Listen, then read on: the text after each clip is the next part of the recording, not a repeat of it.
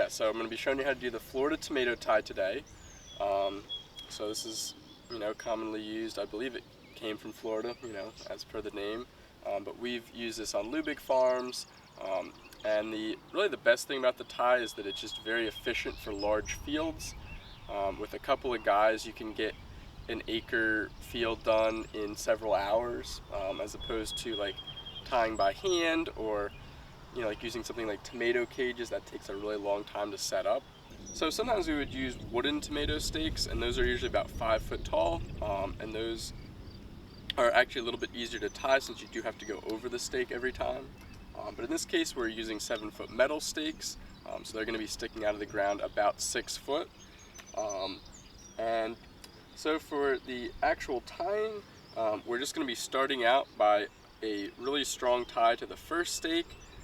And for this first string, which we're going to be doing today, we're going to do a crisscross pattern in between the plants, and that will help to support them when they're younger.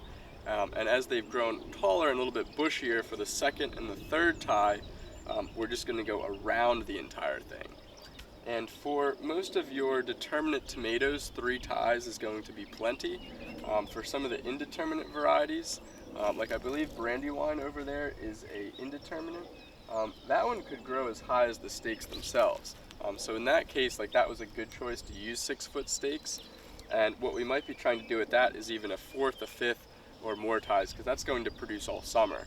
With our typical determinate tomato varieties, they're only going to get about 3 or so feet tall.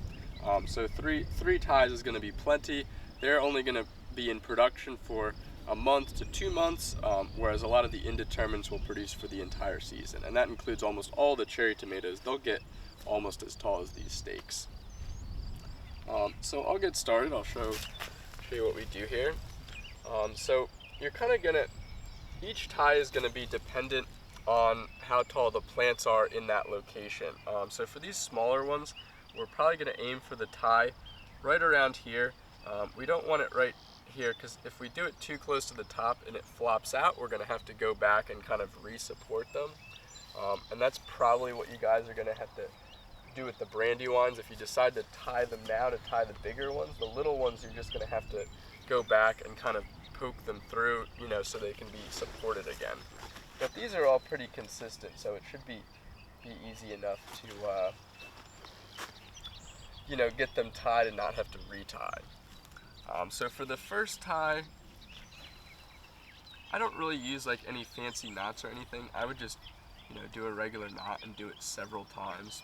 Probably would also help just to loop around, because this first one is going to be most critical, only because all the weight is going to be, of the string is going to be supported by this first tie. And once the plants get big and you get tomatoes on them, you actually are supporting a lot of weight on the first tie. So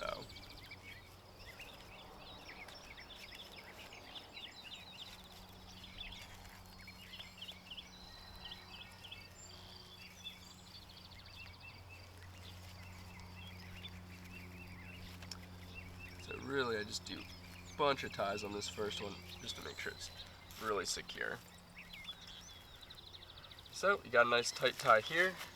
And the basic technique, and you can see we also have it on the belt here, that just makes it easy so you don't have to carry it along with you.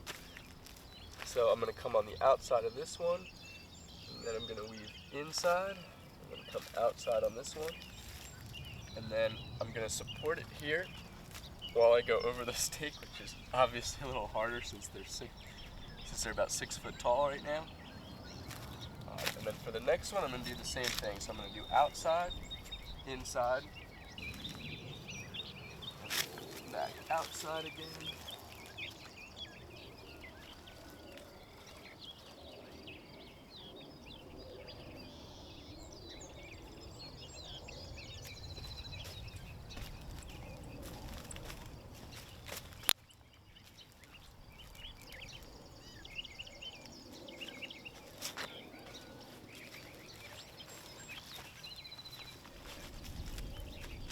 I'm just going to do a couple ties around the stake,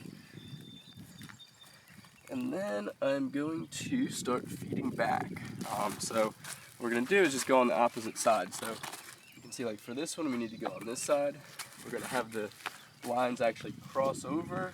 And this plant is tiny, so they might even become uncrossed at some point, but it's really not a big deal. You're just gonna have to go back.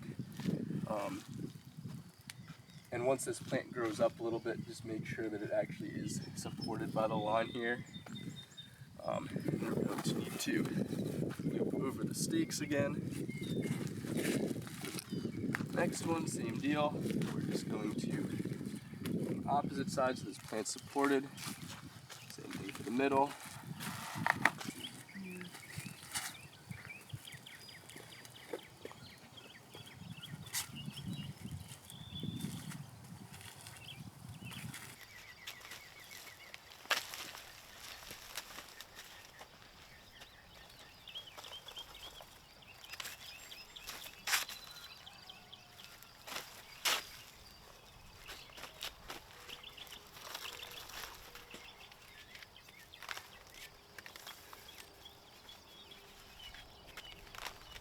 Yeah, and that's all there is to it. So then just, I'm gonna tie off on the final stake here, but that's about it. Couple of loops.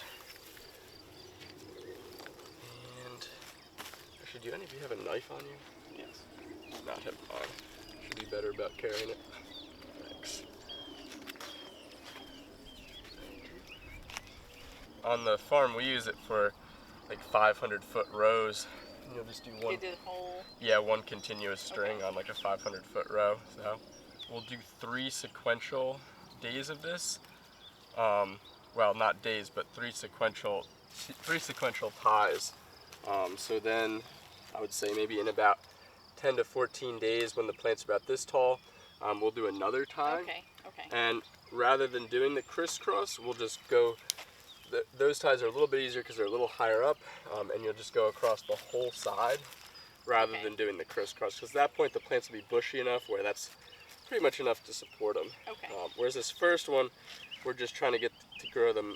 We're trying to get them to go upright. So doing the crisscross just really helps support them better.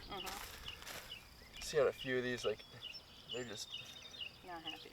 Yeah, if they're a little tiny, they're not going to sit well in that tie, so they do have to be readjusted. You know, and I feel like this, where you have, you know, just like a couple hundred plants, it's easy enough to go back and correct them. So this is about the stage that we would do the first tie, right before they fall over. Okay. Because once they fall over, there's just a lot more bending over to pick them up. Whereas at this point, it's a little bit easier to do that. But this job is a lot of bending over, so. A little bit difficult, but yeah, I mean, that's about what there is to it. So